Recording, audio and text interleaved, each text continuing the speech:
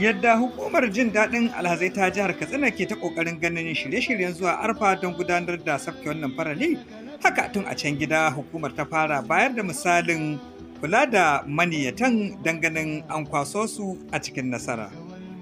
Ga wani waiwaye don bayar da misali.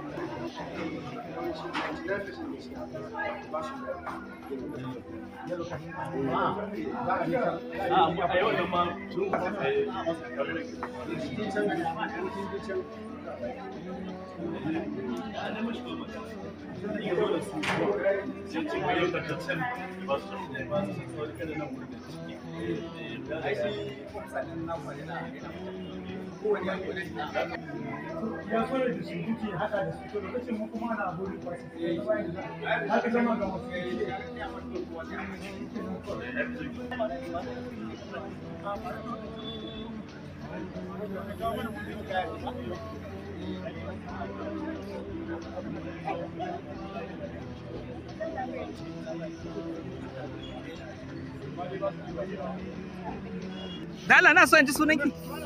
Sunana Halima Muktar. To gashi za a shiga mota zuwa airport daga nan a tashi bi sai ka same tsarki. Ya kike ji? Alhamdulillah raina fantas. Masha Allah. Wato ji kike ne kaman yau kika zo duniya ma kenan. Gaskiya ne wannan. Kamar ma wuce haka. To da can ana ta wadansu surutai ana cewa kaman ba za a tai ba kaman me to yanzu yaya? Gaskiya da wasu mu ba mu ji ma ana yi ba a area mu ba a yi ba. Na'am. To amma dai kila an maku gargadi lokacin da ake taron bita ko? An yi mana sosai ba. Me kika fahimta na gargadin da aka yi muku?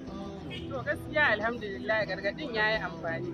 Tunda dai duk alhazai an kiyaye dukkan wasu dokoki da ake hani a kansu. To alhamdulillah kaga komai yana kiyaye. Ashe bana ba so sarƙa kenan.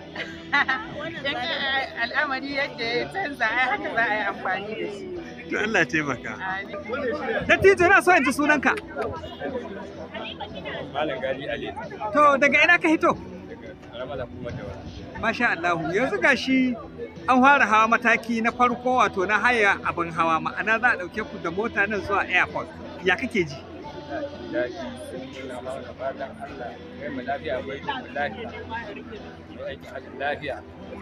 Na'am, wato yanzu dai kila ina fahimce ka cikin farin ciki kake.